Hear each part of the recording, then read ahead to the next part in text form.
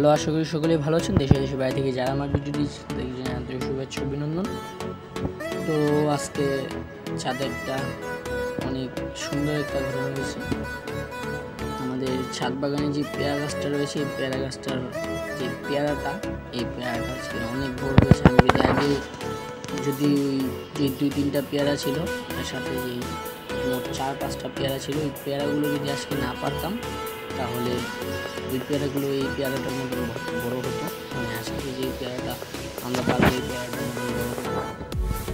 তবে বড় হওয়ার একটা কারণ আছে। এই 2-3 দিন প্রায় 5-6 দিন পুরো টানা বৃষ্টি পেয়েছে। আগের ভিডিওর পরবর্তীতেও 5-6 দিন পুরো বৃষ্টি হয়েছে, সকালে রাতে বৃষ্টি হওয়ার কারণে পেয়ারাটা যেহেতু বৃষ্টি, এই পেয়ারা খুবই বড় হয়েছে। আমাদের এই কারণে যে পেয়ারা গাছটা, এই পেয়ারা গাছটার ভিতরে অনেক ডালপালাও বের হয়েছে এবং পেয়ারাটা খুব তাড়াতাড়ি বড় হয়েছে। এবং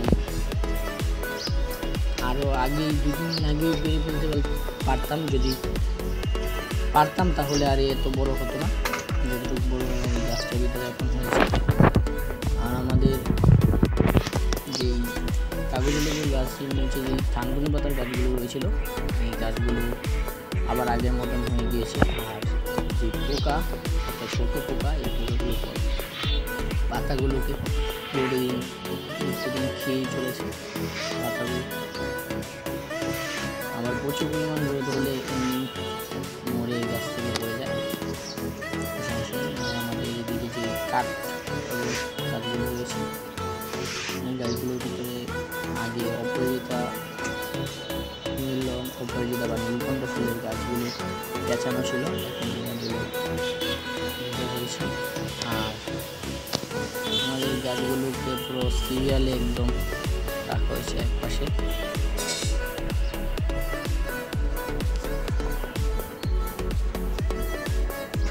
আর প্রত্যেকটা গাছই সুন্দর দেখা যাচ্ছে, প্রচুর বৃষ্টি হয়েছে।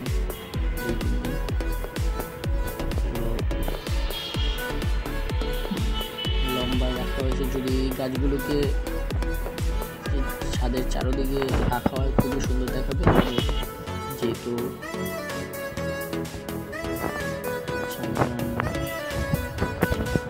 আর এদিকে আমাদের জবা ফুলের গাছটাও রয়েছে। ফুলের নিচে, গাছগুলোর নিচে যে ছোটো ছোটো উদ্ভিদগুলো জন্মেছে, খুবই দেখতে সুন্দর লাগে। এদিকে নিয়ে একটা সুন্দর ভিডিও বানাবো করে বানানো হচ্ছে না। আর আমাদের এই নীলকণ্ঠ ফুলের গাছে কয়েকটা বীজ রয়েছে। আপনারা নীলকণ্ঠ ফুলের বীজ কীভাবে করবেন গাছে, সেইটাকে নিয়ে একটা ভিডিও আপনাদের সামনে একটা ভিডিও দিব। পুরো একটা জবা ফুলের গাছকে পুরো পেঁচিয়ে গাছটা ধরে রেখেছে। আর এদিকেও এই ধানকুনি পাতার গাছগুলো লাগিয়েছিলাম,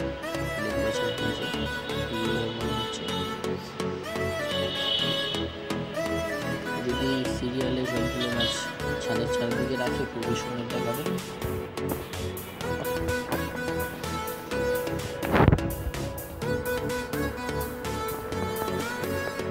কয়েকটা ডাল ভেঙে গিয়েছিল।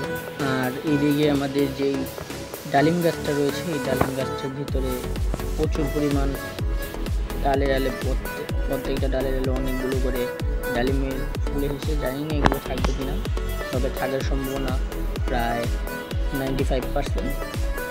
প্রচুর পরিমাণ ডালিম হবে দেখা যাচ্ছে এইবার। আর আমাদের এদিকে যে তুলসী গাছটা রয়েছে ডালিম গাছের পাশে, গাছটার ভিতরে প্রচুর মঞ্জুরি হয়েছে। যেটা আমাদের ভিডিওর মূল টপিক, সেটা হলো আমাদের পেয়ারাটাকে দেখানো। পুরো চলে এসেছি আমাদের পেয়ারা গাছটার ভিতরে। পেয়ারা গাছের যতটুকু অপকারী মনে করেছিলাম ততটা অপকারী নয়। এটা একটা উপকারী গাছ। মানে আমি বলছিলাম এই গাছটা কোনো কাজের না, গাছটাকে কেটে ফেলবো। তারপর দেখি যে না, পেয়ারার ফুল এসেছে এবং পেয়ারাগুলো 2-3টা পেয়ারা খেয়েছি সেটা দিয়ে। আর আরেকটা পেয়ারাও খেতে পারতাম, ওই পেয়ারাটা ভুলবশত কেউ মুছিয়ে দিয়ে গেছে। পেয়ারাটা পেরে ফেলেছিল। যে পেয়ারাগুলো ছিল এই পেয়ারাগুলো দেখিয়েছি। তবে সবচেয়ে যদি পেয়ারাগুলো রাখতাম তাহলে পেয়ারাগুলোর সাইজ এরকম হতো, এই পেয়ারাটার মতন হতো। পেয়ারাটা খুবই বড়। আর এদিকে যে নাক চাপার একটা ডাল লাগিয়েছিলাম, মা লাগিয়েছিল এই গাছটা, নাক চাপার ডালটা লাগিয়ে দেওয়ার পরবর্তীতে এই গাছটা হয়ে গিয়েছে। তো পেয়ারাটা এখন পারবো। তবে এই ছিল ভিডিও, সামনে কোনো ভিডিওতে দেখা হবে নেক্সট টপিক নিয়ে। বাই।